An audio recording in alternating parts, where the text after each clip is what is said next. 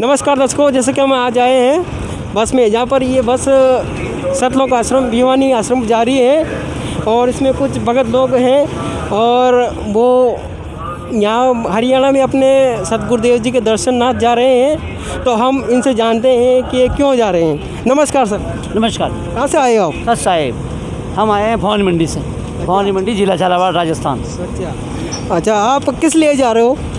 हम जा रहे हैं सर जी हरियाणा भिवानी, वहाँ संत रामपाल जी महाराज का भंडारा है, इसलिए हम जा रहे हैं। अच्छा, हाँ। तो अभी ये जो कोविड-19 है, एक कोरोना चल रहा है, फिर भी आपने भारी तादाद में वहाँ जा रहे हो, तो आपको कोई रोक टोक तो नहीं है? नहीं सर, रोक टोक तो है, प्रशासन ने रोक टोक है, पर फिर भी हम उनकी मर्यादा में रहते हुए, सरकार का नियमों का पालन करते हुए, और हम हमारे गुरुजी के वहाँ पे जा रहे हैं। और हमारा बोध दिवस है गुरुजी का, बोध दिवस है, इसलिए हमको 17 फरवरी को वहाँ पहुँचना है। और वहाँ उनने भंडारा रखा है, भंडारा प्रसाद लेके हम वापस हमारी मर्यादा, सरकार का अनुशासन बनाते हुए हम वहाँ से वापसी आएंगे। उसके लिए आपको को परमिशन लेनी पड़ी क्या सरकार से? सरकार की परमिशन तो अपने हिसाब से वो देते हैं, पर फिर भी हमने उनका अनुशासन में रहने के लिए हमने बताया कि हम ऐसा कोई आपको ऐसी कोई गतिविधियाँ, ऐसा कोई अनुशासन भंग नहीं करेंगे। जो सरकार ने जो मर्यादा, जो अनुशासन बताया है, उसी के हिसाब से हम रहेंगे और हम हमारा जो भी बोध भंडारा है गुरुजी का, वो करके वापसी आएंगे। अच्छा, आपको वहाँ मतलब रात को रुकोगे या कि दिन में आओगे, क्या करोगे आप? नहीं, हमको वहाँ रात में रुकने का आदेश नहीं है। सब रात में सफ़र करके सवेरे वहाँ पहुँचेंगे, वहाँ हमारा गुरुजी का भंडारा प्रसाद लेके और हम फिर वापसी रिटर्न हो जाएंगे वहाँ से।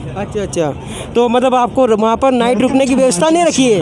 नाइट रुकने की व्यवस्था है, पर सरकार का ये जो प्रशासन का आदेश के अनुसार हमको वहाँ पे ऐसा रात रुकने का आदेश नहीं है। अच्छा, और क्या बोलना चाहोगे? हम ये बोलना चाहते हैं कि संत रामपाल जी महाराज तत्वदर्शी है और संत रामपाल जी महाराज भगवान के रूप में आए हुए हैं और उनका सत्संग भी हो रहा है। मतलब उनका जेल धाम में जाना एक प्रभु उनकी लीला है, तो उसी के अंदर हमको मर्यादा में रहते हुए और हमको वहाँ पे जाना है। और उनका सत्संग भी चल रहा है, हर जगह उनका लाइव चल रहा है, सत्संग चल रहा है। वो गुरुजी हमारे जेल धाम में होते हुए भी यहाँ कैंसर जैसी भयानक जटिल बीमारियाँ ठीक हो रही हैं। और इसके अलावा आध्यात्मिक शक्ति से अपन को ऐसा परमात्मा को ऐसा वो ज्ञान बताते हैं, आध्यात्मिक शक्ति से वो मतलब सभी बीमारियाँ ठीक करते हैं। गुरुजी के जेल धाम में रहते हुए यहाँ पे वो सत्संग भी चल रहे हैं। वो सत्संग उनके यहाँ पे उधर DVD द्वारा बताए जाते हैं, TV द्वारा उनका सत्संग चलता है। अच्छा, तो मतलब जो अभी भी सतगुरु रामपाल जी महाराज जी से नाम दीक्षा नहीं लिए और अन्य पंथ में, उनको आप क्या कहना चाहोगे? हम जो भी अन्य पंथ में जो भक्ति कर रहे हैं, हम उनसे हाथ जोड़ के यही प्रार्थना करते हैं कि आप शास्त्र के अनुकूल भक्ति करने का जो सही मार्गदर्शक दिया है, वो संत रामपाल जी महाराज ने ही दिया है कि अपन को शास्त्र के अनुकूल भक्ति करनी है, शास्त्र के अकॉर्डिंग अपन को भक्ति करना है। उन्हें अपन को एक भक्ति रूपी पौधे के माध्यम से हमको समझाया है कि आपको भक्ति किस प्रभु की करनी चाहिए, कौन से भगवान की साधना करनी चाहिए। ये उनको एक गलतफहमी के अंदर वो बताया गया है कि वो भगवान की पूजा छुड़वाते हैं, जबकि हमारे भगवान की पूजा नहीं छुड़वाते हैं। वो भगवान का वो पूजा करने का तरीका बताते हैं, वे ऑफ वर्शिप, कि भगवान की पूजा किस तरह से की जाती है, कौन पूर्ण परमात्मा है, कौन ब्रह्म है, कौन परब्रह्म है और कौन अपने भगवान है। ये सभी वो साधना वो जो शास्त्र के अनुकूल बता रहे हैं। 4 वेद, 6 शास्त्र, 18 पुराण, 11 उपनिषद, सभी का समावेश भागवत गीता के आधार पे वो भक्ति बताते हैं। तो क्या केवल पूरे विश्व में सतगुरु रामपाल जी महाराज जी एक ऐसे संत है जो शास्त्र अनुसार भक्ति बताते हैं? हाँ जी सर, ये शास्त्र के अनुकूल भक्ति बताते हैं वो संत रामपाल जी महाराज जी है जो शास्त्र के अनुकूल भक्ति बताते हैं। और भी पंथ बताते हैं, पर वो उनके पास न सही ज्ञान है, न इनको कोई समाधान है, वो उनका कोई आधार नहीं है। और हमारे गुरुजी शास्त्रों के आधार पर बताते हैं कि गीता जी में क्या लिखा हुआ है, शास्त्र में क्या लिखा है। अध्याय नंबर गीता जी के अध्याय नंबर 16 में श्लोक नंबर 23 में उनने बताया गीता जी में कि कृष्ण भगवान अर्जुन को बता रहे हैं कि हे अर्जुन, जो शास्त्र विधि को त्याग के जो मनमानी पूजाएं करता है, मनमानी भक्ति करता है, मनमानी आचरण करता है, न उनका मोक्ष होता है, न उनकी गति होती है, न सुख होता है, लाभ होता है, न कुछ नहीं होता है। हम पूर्वज हमारे पढ़े लिखे नहीं थे, अशिक्षित थे, इसलिए हमको जैसा बताया वही करते आ रहे हैं। अब पूरा समाज पढ़ा लिखा हो गया, शिक्षित हो चुका है। तो वो एक एक चीज़ बता रहे हैं, हाथ किताब के हाथ लगा लगा बता रहे हैं कि कहाँ पे कौन से श्लोक में कहाँ लिखा हुआ है। जबकि ये अन्य धर्म गुरु हैं, इनने आज तक हमको कोई ज्ञान नहीं बताया। इन्होंने एक ऐसी एक वो परंपरा बना रखी है कि आपको ऐसा करना है, आपको श्राद्ध निकालना है, आपको कोई कार्यक्रम करना है, प्रतिभोज करना है, मूर्तिभोज करना है। ये शास्त्र में कहीं से कहीं तक नहीं लिखा हुआ है। अध्याय नंबर गीता जी के 9 में श्लोक नंबर 25 में लिखा है कि जो भूत की पूजा करता है वो भूत बनता है, जो पितृ की पूजा करता है पितृ बनता है। और ब्रह्मा विष्णु में इसकी साधना ही करनी है, अपनों भक्ति नहीं करनी। भक्ति हमको अन्य प्रभु अन्य परमात्मा की करनी है। अच्छा, तो मतलब जो अपने दर्शकों जो अपन देख रहे हैं, तो इनको भी पता होना चाहिए कि भगवान कौन है। तो शास्त्र में किसको भगवान बताया गया है? शास्त्र में सर जी पूर्ण परमात्मा कबीर साहब ही है। कबीर साहब ही पूर्ण परमात्मा है। कबीर साहब 600 वर्ष पहले स्वयं आए थे। उनने अपना ज्ञान परमात्मा का ये सब कुछ बताया, फिर भी हम अशिक्षित नहीं थे। अब उनको हम पहचान नहीं सके कि पूर्ण परमात्मा कौन है। फिर तत्वदर्शी संत भगवान बन के आए हैं, उनके अवतार हैं, वही हमको बता रहे हैं कि पूर्ण परमात्मा कौन है, गुरु क्यों करना चाहिए, गुरु करने से हमको क्या लाभ है, गुरु नहीं करने से हमको क्या हानि होती है। आज तक कोई धर्म गुरु ने हमारे गुरु के नहीं बताए हैं। और हमको गुरु अलग अलग पंथ बना रखे, अलग अलग ये मजहब बना रखे हैं, और हमको वो विरुद्ध, शास्त्र के विरुद्ध हमको साधना बताई, वही कर रहे हैं। तो हम परमात्मा सतगुरु रामपाल जी महाराज भगवान के रूप में आए हुए हैं, और इनका ये प्रमाण है। वेद भी बताते हैं, वेद में इनका प्रमाण है, और वेद में शास्त्र में सब में इनका प्रमाण है कि ये पूर्ण परमात्मा कबीर साहब ही हैं। अच्छा, तो बहुत सारे भक्तों की थ्योरी होती है कि भाई गुरु तो कोई सा भी बना सकते हैं, बस ओनली गुरु बनाना ज़रूरी है। तो उनको आप क्या कहना चाहोगे? गुरु बनाना जरूर, पर गुरु भी में पहचान होनी चाहिए। जो गुरु तत्वदर्शी संत हो, और अपने गुरु को उन्होंने एक आपको गुरु का एक पैमाना बताया है। ये पैमाना बताया कि गुरु को नापने का क्या पैमाना है। तो गुरु तो बहुत है, गुरु की तो बाढ़ पूरे विश्व में आई हुई है, पर इनके पास कोई सच्चा ज्ञान नहीं है। तो हमारे तत्वदर्शी संत गुरु जी, हमारे परमात्मा, वो बताते हैं, भक्ति रूपी पौधे के माध्यम से बताते हैं कि अक्षर पुरुष एक पेड़ है, निरंजन वाकी डार, तीनों देवा शाखा है, पात रूप संसार। वो भक्ति रूपी पौधे को उल्टे वृक्ष को बताते हैं कि इसका डार कौन है, तना क्या है, पत्ते क्या है। वो सही जो बताएगा वही तत्वदर्शी संत होगा। अच्छा। वही तत्वदर्शी संत रामपाल जी महाराज धरती पे आए हुए हैं। इसके अलावा अगर कोई ये शास्त्र से प्रमाणित भक्ति नहीं बताता क्या पूरे विश्व में? भक्ति तो सभी बताते हैं, पर सब अन्य पंथ की बताते हैं, और उनमें कोई शास्त्र का उनका कोई प्रमाण नहीं है। आज तो कोई भी धर्म गुरु ने ऐसा नहीं बताया कि ये शास्त्र में लिखा है। वही परंपरा है, वही परंपरा के हिसाब से अपना अपना व्यापार बना रखा है। इन लोगों ने अपने अपने धर्म के ये बना रखे हैं, और हमारे गुरु जी बिल्कुल जो सही साधना है, जो शास्त्र में लिखा, उसी के आधार पे वो भक्ति बता रहे हैं। अच्छा, तो जो अभी भी अन्य धर्म गुरु में, जैसे अन्य पंथ में हैं, तो उनको आप क्या संदेश देना चाहोगे?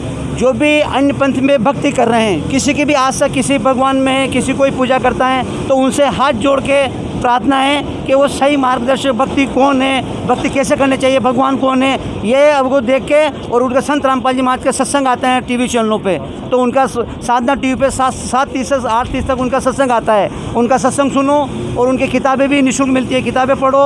और उनकी किताबें वो सेवा में भी होती है, 10 रुपये की मात्र पुस्तक मिलती है। उस पुस्तक में उनका ज्ञान सुनो, उनका ज्ञान समझो, और भगवान के लिए जो सही भक्ति है वो आप करो। तो अगर कोई संत रामपाल जी महाराज जी का निःशुल्क पुस्तक मंगवाना चाहता है, तो वो कैसे मंगवा सकता है? सर जी, जो निःशुल्क पुस्तक मंगवाना चाहते हैं, तो साधना टीवी पे 7:30 से 8:30 तक जो सत्संग आता है, उसके नीचे पीली पट्टी चलती रहती है, उसी में नंबर लिखे होते हैं। उन नंबरों पर SMS के द्वारा करने पर पुस्तक मिलती हैं, और पुस्तक आपको घर पर निःशुल्क मिलेगी। उस पुस्तक में आपका शास्त्र के अनुरूप भक्ति लिखा हुआ है। और परमात्मा का, मालिक का ये ज्ञान है कि जहाँ अपना साइंस फेल होता है, जहाँ उनका ज्ञान शुरू होता है। ये मैं प्रार्थना करता हूँ हाथ जोड़ के कि इनके ज्ञान को एक बार जरूर अवश्य सुने, समझो, पहचानो।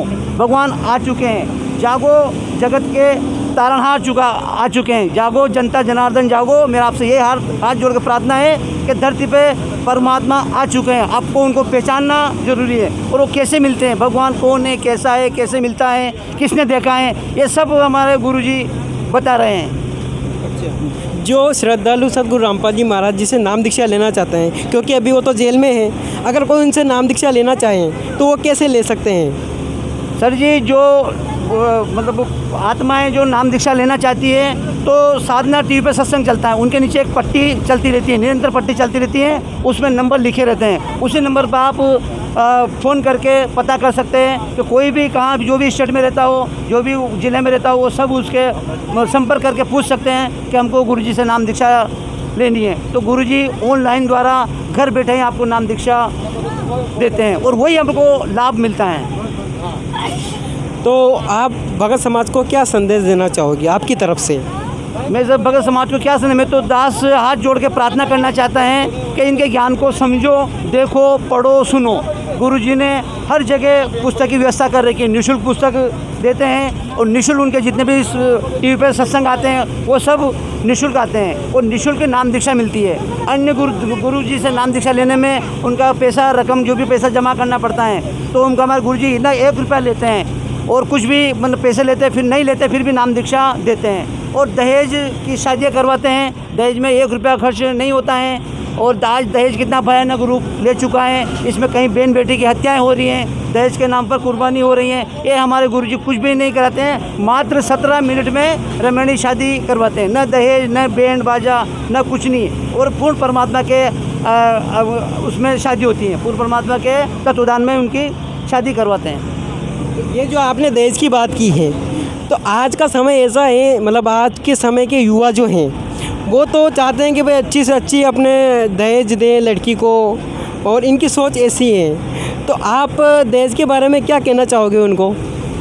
दहेज तो एक विशेष रूप से अपराध हो चुका है। दहेज के लिए बेचारी गरीब माता पिता होते हैं, मजदूरी करते हैं, कहाँ से इतना धन लाएंगे। बेटी के लिए बिल्कुल नरक हो जाता है उसका ससुराल, उसको पैसे दे के और रकम ला के शादी करके वो शादी करते हैं। दहेज की वजह से वो गरीब हो जाते हैं, उनका कई ज़मीन बिक जाती हैं, इतने परेशान, फिर भी उनकी बेटियों को जलाया जाता है। तो परमात्मा ने एक बहुत बड़ा मिशन बनाया है, इसमें न दहेज लेना न कोई दहेज देना है। इससे दहेज अगर नहीं लेंगे तो तो अब पैसे आएंगे, घर पे सुख सुविधा मिलेगी, न वो इस दहेज से मुक्त होगा। अच्छा, तो ये जो दहेज मुक्त विवाह कराया जाता है, तो थोड़ा कुछ बताओगे इसके बारे में कि कैसे क्या करते हैं आप? दहेज मुक्त विवाह कैसे क्या करते हो, मतलब आप? दहेज मुक्त विवाह हमारे गुरुजी के तत्वदान में होता है, और जो हमारे गुरुजी से जुड़े होते हैं, जो भगत भगत है, उनको वहाँ पे नाम लिखा जाता है। फिर उनके कोर्ट में उनका कागज़ बनता है, कोर्ट द्वारा उम्र उनकी जो वो सरकारी जो उम्र होती है, लड़की की 18 वर्ष की और लड़के के 21 वर्ष की, उसके अंदर फिर कोर्ट मैरिज होती हैं। कोर्ट मैरिज के आधार पर फिर उनका असुर निकंदर रमणी भगवान के सामने उनका विवाह होता है। न बैंड बाजा, न शादी, न कुछ मिठाइयाँ। इससे अपना समाज में एक जागरूकता पैदा होगी और हमारे समाज में ऐसी कोई वस्तु ऐसी नहीं होगी जो यहाँ पे दहेज लेना, दहेज देना, ये सारी कुरीतियाँ परमात्मा मिटाना चाहते हैं। जी, धन्यवाद। सदगुरु रामपाल जी महाराज की जय हो।